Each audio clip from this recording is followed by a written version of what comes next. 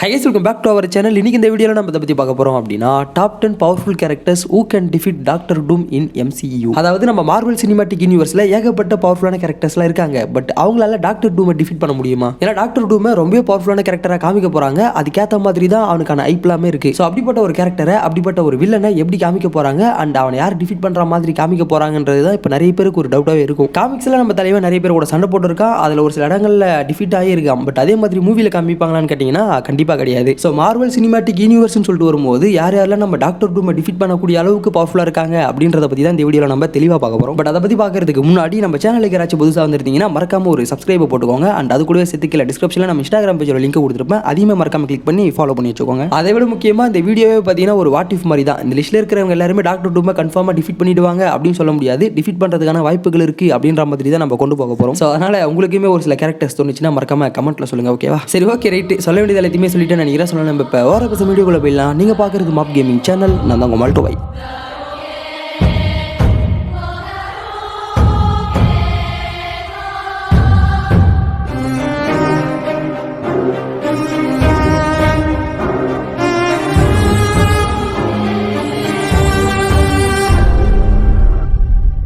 இந்த லிஸ்ட்டில் நம்ம 10th பிளேஸில் பார்க்க போகிறது ஸ்கார்லெட் விட்ச். எனக்கு தெரிஞ்சு மார்வல் சினிமாட்டிக் யூனிவர்ஸ்லேயே பவர்ஃபுல்லான கேரக்டர்ஸில் மிக முக்கியமான ஒரு ஆள்னா அது கண்டிப்பாக இவங்களா தான் இருக்கும். ஸ்டார்டிங்கில் இவங்க அந்த அளவுக்கு பவர்ஃபுல்லாக காமிக்கல. பட் போக போக இவங்களுடைய பவர்ஸ்லாம் அல்டிமேட்டாக இருக்கும். அதை மூவிலையுமே சூப்பராக காமிச்சிருப்பாங்க. மிக முக்கியமாக டைம் ட்ராவல் பண்ணுறது, வேற யூனிவர்ஸுக்கு போகிறது, இன்ஃபேக்ட் மல்டிவர்ஸை ஃபர்ஸ்ட் கிக் ஆஃப் பண்ணதே இவங்க தான். ஸோ நம்ம வாண்டா கிட்ட இருக்கக்கூடிய பவர்ஸை யூஸ் பண்ணி டாக்டர் டூமை டிஃபீட் பண்ணலாம். பட் அது நடக்குமா, மூவியில் நடக்குமான்னு கேட்டிங்கன்னா அங்கே தான் ஒரு ட்விஸ்டே. பிகாஸ் நம்ம டாக்டர் டூம் பார்த்தீங்கன்னா ஒரு பக்காவான மேனுப்புலேட்டர். அவங்ககிட்ட பவர்ஸ் இருக்குது, அவன் பக்காவாக சண்டை போடுவான் அப்படின்றதெல்லாம் ஒரு பக்கம் இருந்தாலும் அவங்க ஒரு நல்ல மேனுப்புலேட்டர். எங்க எதை பத்தி பேசினா நமக்கானது நடக்குமோ அந்த இடத்துல அதை பத்தி பேசி அவங்களை அப்படியே மேனுப்புலேட் பண்ணுவான். ஸோ ஐ திங்க் நம்ம ஸ்கார்லெட் விட்ச் அவெஞ்சர்ஸ் டூம்ஸ்டே படத்தில் டாக்டர் டூம் கூட சேர்ந்து ஃபைட் பண்றதுக்கான சான்ஸ் நிறைய இருக்கு. ஸோ நம்ம வாண்டாவால டாக்டர் டூமை டிஃபீட் பண்ண முடியும். அதுக்கான பவர்ஸ் அவங்க கிட்ட இருக்கு. பட் அது மூவில நடக்குமா அப்படின்றத நம்ம கொஞ்சம் வெயிட் பண்ணி தான் பார்க்கணும். இவங்களை ஃபாலோ பண்ணி நம்ம 9th பிளேஸ்ல பார்க்க போறது தேனோஸ். என்ன ப்ரோ சொல்றீங்க? தேனோஸ் தான் MCUல இறந்து போயிட்டாரு, அப்புறம் எப்படி ப்ரோ அவர் ரிட்டர்ன் வருவாரு அப்படின்னு கேட்டீங்கன்னா கண்ணா, இது மல்டிவர்ஸை பொறுத்த வரைக்கும் என்ன வேணாலும் நடக்கலாம், யார் வேணாலும் ரிட்டர்ன் வரலாம். ஸோ அந்த மாதிரி நம்ம தேனோஸையுமே ரிட்டர்ன் கொண்டு வரதுக்கான சான்ஸ் இருக்கு. பட் நம்ம தேனோஸால டாக்டர் டூமை டிஃபீட் பண்ண முடியுமான்னு கேட்டீங்கன்னா கண்டிப்பா முடியாது. ஏன்னா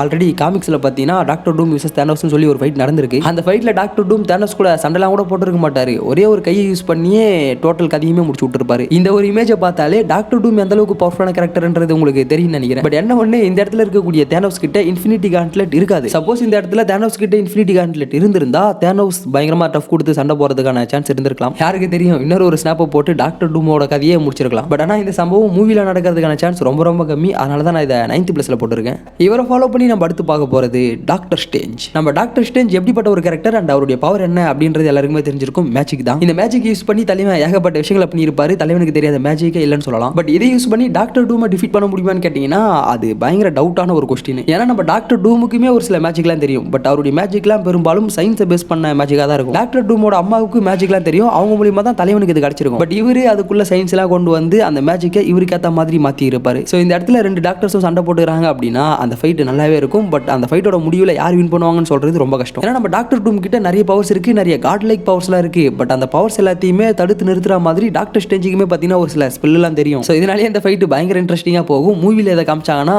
சத்தியமா நல்லா இருக்கும்டா. வெயிட் பண்ணி பார்ப்போம் மூவியில் இந்த மாதிரி சம்பவம் நடக்குதா இல்லையான்னு. இவரை ஃபாலோ பண்ணி நம்ம அடுத்து பார்க்க போறது தோர். கண்டிப்பா டாக்டர் டூம் விசஸ் தோருக்கான ஃபைட்டை மூவியில் வைப்பாங்கன்னு தான் நினைக்கிறேன். பிகாஸ் அதுக்கு ஏற்ற மாதிரி தான் ஒரு டீசரை விட்டு இருந்தாங்க. அதில் கூட நம்ம தோர் மறுபடியும் ஓடின் கிட்ட ஒரு விஷ் கேட்குற மாதிரியான சீனை வச்சிருப்பாங்க. நான் மறுபடியும் சண்டை போடணும், லாஸ்டா ஒரு எனிமியை டிஃபீட் பண்ணணும் அப்படின்ற மாதிரி தான் அவர் அங்கே பேசுவார். ஸோ அதை வச்சு பார்க்கும்போது அந்த லாஸ்ட் எனிமி டாக்டர் டூமா இருக்கலாம். டாக்டர் டூமை டிஃபீட் பண்றதுக்கு நம்ம தோர் ஓடின் கிட்ட ஒரு விஷயம் கேட்கலாம். அது மூலியமா நம்ம தோர் ரூன் கிங் தோரா கூட மாறலாம். ஸோ அப்படி மட்டும் மாறிட்டாருன்னா டாக்டர் டூமை ஈஸியாகவே டிஃபீட் பண்ணிடுவார். பட் அது நடக்குமான்றது தான் டவுட். ஏன்னா இது இப்போ வரைக்குமே ஒரு தியரியா தான் இருக்கு. பட் அப்படி மட்டும் நம்ம தோருக்கு ஒரு புது பவர் கிடைச்சி இன்ஃபினிட்டி வார்ல ஒகாண்டால எப்படி ஒரு என்ட்ரியை கொடுத்தாரோ அதே மாதிரி இந்த அவெஞ்சர்ஸ் டூம்ஸ்டே படத்தில் ஒரு என்ட்ரி கொடுத்தாங்கன்னா பக்காவா இருக்கும். ஆஸ் அ தோர் ஃபேனா எனக்குலாம் அது செல்றியை தெறிக்க வர மொமெண்ட்டாக தான் இருக்கும். தயவு செஞ்சு வச்சிருக்கலாடே.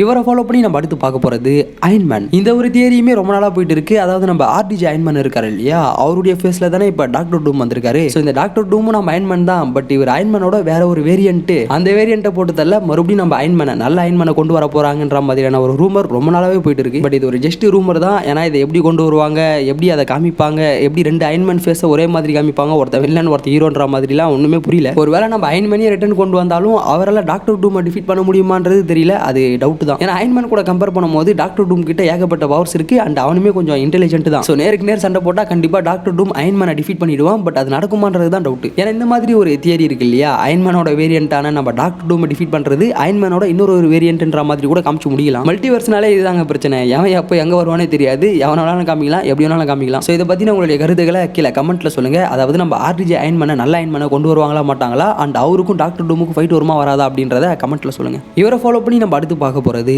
சென்ட்ரி. இது வரைக்கும் நம்ம மூவில பார்த்த சென்ட்ரியை கொஞ்சம் குழந்தை மாதிரி தான் காமிச்சிருப்பாங்க. அவர்கிட்ட இருக்கக்கூடிய பவர்ஸ்லாம் அந்த அளவுக்கு பெருசாக எக்ஸ்ப்ளோர் பண்ணியிருக்க மாட்டாங்க. ஐ மீன் பவர்ஃபுல்லாக தான் காமிச்சிருப்பாங்க. பட் அவங்ககிட்ட இதுக்கும் மேலே நிறைய பவர்ஸ் இருக்கு. தலைவனால சூப்பர்மேனுக்கே டஃப் கொடுத்து சண்டை போட முடியும். அந்த அளவுக்கு மார்வலில் இருக்கக்கூடிய ஒரு சூப்பர்மேனே இவனை சொல்லலாம். இப்போதைக்கு இவரால் இவருடைய பவர்ஸை கண்ட்ரோல் பண்ண முடியல. அண்ட் அவர்கிட்ட என்னென்ன பவர்ஸ் இருக்கு அப்படின்றது அவருக்கே தெரியல. போக போக அது எல்லாத்தையுமே புரிஞ்சுக்கிட்டு டேரக்டா டாக்டர் டூம் கூட ஃபைட்டுக்கு வந்து நின்னாருன்னா கண்டிப்பா அந்த ஃபைட்டு பிளாஸ்டா இருக்கும். ஏன்னா சென்ட்ரி சாதாரண ஆள் கிடையாதுங்க. அவங்ககிட்ட இல்லாத பவர்ஸே கிடையாது. ஏகப்பட்ட பவர்ஸ் இருக்கு அவங்ககிட்ட. பட் எனக்கு என்ன ஒரு டவுட்னா, சென்ட்ரி ஈஸியா மேனிபுலேட் பண்ற மாதிரி தான் மூவில காமிச்சிருப்பாங்க. இப்பதான் அவன் பிறந்திருக்கான், அவனை ஈஸியா யார வேணாலும் மண்டையை கழுவலான்ற மாதிரி தான் காமிச்சிருப்பாங்க. மண்டையை கழுவுறதுன்றதே நம்ம டாக்டர் டூமுக்கு ஒரு கை வந்த கலை இல்லையா. ஸோ அவன் ஈஸியாவே சென்ட்ரியை மேனிபுலேட் பண்றதுக்கான சான்ஸ் இருக்கு. சப்போஸ் அப்படி மட்டும் நம்ம சென்ட்ரி அவனுடைய கண்ட்ரோல் எடுத்துட்டானா அவ்வளவுதான், எல்லாரையுமே போட்டு பழக ஆரம்பிச்சிருவான். நினைச்சு பாருங்க, ஒரு பக்கம் டாக்டர் டூம், சென்ட்ரி, ஸ்கார்லெட் விட்ச் இவங்க 3 பேர் சேர்ந்து சண்டை போட்டாங்கன்னா அந்த சண்டைலாம் எப்படி இருக்கும்னு நினைச்சு பார்க்கும்போதே பயங்கரமா இருக்கு. வெயிட் பண்ணுவோம் மூவில இந்த மாதிரியான ஒரு சீன் வருதானே. இவரை ஃபாலோ பண்ணி நம்ம அடுத்து பார்க்க போறது கேப்டன் அமெரிக்கா. டாக்டர் டூம் கிட்ட இருக்கக்கூடிய பவர்ஸ் கூட கம்பேர் பண்ணும்போது கேப்டன் அமெரிக்கா கிட்ட அந்த அளவுக்கு பவர்ஸ்லாம் கிடையாது. இன்ஃபேக்ட் பவர்ஸே கிடையாது. அந்த சீரம் மூலியமா ஒரு சில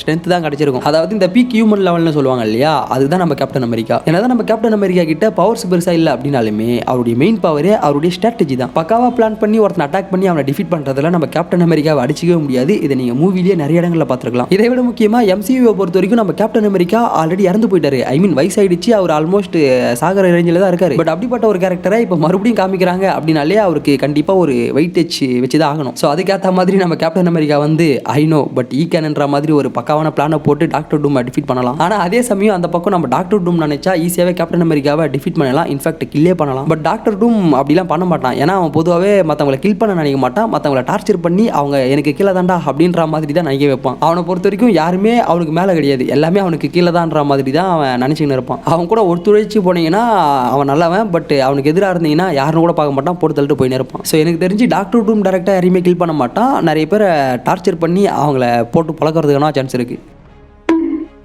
இவரை ஃபாலோ பண்ணி நம்ம அடுத்து பார்க்க போகிறது ஜீன் கிரே. நார்மல் ஜீன் கிரேவால் கண்டிப்பாக டாக்டர் டூமை டிஃபீட் பண்ண முடியாது. பட் ஃபீனிக்ஸ் ஃபோர்ஸை கொண்ட ஜீன் கிரேவால் டாக்டர் டூமை டிஃபீட் பண்ண முடியும். ஏன்னா ஃபீனிக்ஸ் ஃபோர்ஸ்ன்றது ஒரு காஸ்மிக் என்டிட்டி. அதோட பவர்ஸுக்குலாம் ஈடியே இல்லை அப்படின்ற மாதிரி சொல்லலாம். டாக்டர் டூம் கூட கம்பேர் பண்ணும்போது இது பயங்கர பவர்ஃபுல். இந்த பவர் யூஸ் பண்ணி நம்ம ஜீன் கிரே நினைச்சா கண்டிப்பாக டாக்டர் டூமை டிஃபீட் பண்ணலாம். டாக்டர் டூம் அவனுடைய மண்டையை கலவுற பவர் வச்சு ஜீன் கிரேவையுமே கண்ட்ரோல் எடுக்க ட்ரை பண்ணலாம். பட் அது ஒரு கட்டத்துக்கு மேலே அவனாலே முடியாது. அவெஞ்சர்ஸ் டூம்ஸ்டேக்காக நம்ம எக்ஸ்மேனை பேஸ் பண்ண ஒரு ட்ரெய்லரை கூட ரீசெண்டாக விட்டுருப்பாங்க.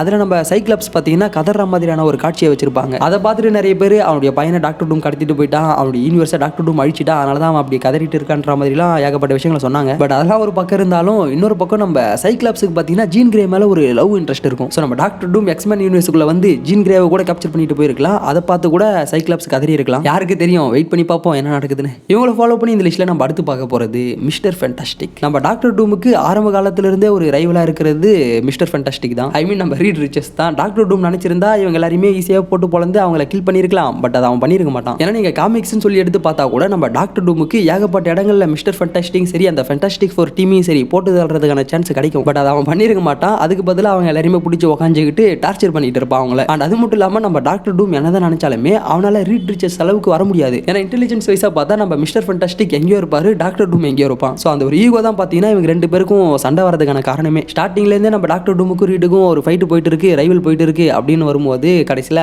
ரீட் ரிச்சஸ் போட்டதால தானே கரெக்டாக இருக்கும். ஸோ அதனால் கடைசியாக இவருடைய கையிலையுமே நம்ம டாக்டர் டூம் டிஃபீட் ஆகிறதான சான்ஸ் இருக்கு. ஃபைனலாக அந்த லிஸ்ட்டில் நம்ம ஃபர்ஸ்ட் பிளேஸில் பார்க்க போகிறது வேற யாரு, இதுக்கு முன்னாடி நம்ம பார்த்த ரீட் ரிச்சர்ட்ஸ் இருக்காரு இல்லையா, அவருடைய பையனான ஃப்ராங்க்லின் ரிச்சர்ட்ஸ் தான். நம்ம ரீட் கூட கம்பேர் பண்ணும்போது ஃப்ராங்க்லின் கிட்ட இல்லாத பவர்ஸே கிடையாது. அவங்ககிட்டலாம் ஏகப்பட்ட பவர்ஸ் இருக்கு. இதுக்கு முன்னாடி நம்ம சென்ட்ரி பயங்கர பவர்ஃபுல்லான ஒரு கேரக்டர்னு பார்த்தோம் இல்லையா, அவனையே இவன் தூக்கி சாப்பிட்டு போயிடுவான். நிறைய பவர்ஃபுல்லான கேரக்டர்ஸே இவனை பார்த்து பயந்துருக்காங்க, அதுவும் இவன் சின்ன பையனா இருக்கும் போதே. ஸோ நம்ம ஃப்ராங்க்லின் நினைச்சா ஈஸியாகவே டாக்டர் டூமை டிஃபீட் பண்ண முடியும். பட் அவன் இப்போ சின்ன பையனா இருக்கிறதுனால அதை பண்ணுவானான்னு கேட்டிங்கன்னா அது டவுட் தான். ஸ்டார்டிங்கில் நம்ம டாக்டர் டூமே இவங்க கூட சேர்ந்து நல்லவனா நடிச்சு அதன் பிறகு இவன் கெட்டவன் அப்படின்னு தெரிய வரும்போது நம்ம ஃப்ராங்க்லின் இவனை போட்டு தள்ளுறதுக்கான சான்ஸ் இருக்கு. ஸோ அதனால அந்த கதையை எப்படி கொண்டு போக போறாங்க அப்படின்றத நம்ம மூவியை பார்த்து தான் தெரிஞ்சுக்கணும்.